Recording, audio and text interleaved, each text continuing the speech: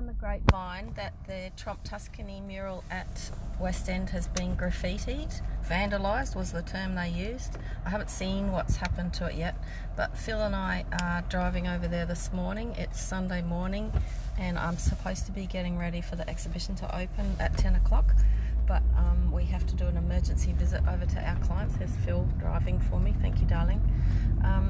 And so we're heading over there. We've got to stop in at Bunnings, get some anti-graffiti stuff. Luckily we've got the 2-pack epoxy coating on the mural because we knew it was a bit of a high-risk spot.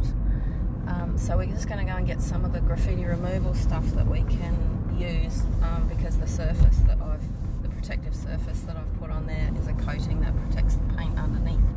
So not sure what the damage is. Hopefully it hasn't been like gouged in or had a rock scratched across it or whatever, but if it's just paint we might have a nice result, but we're ever hopeful because we haven't even seen any photos of what's happened there.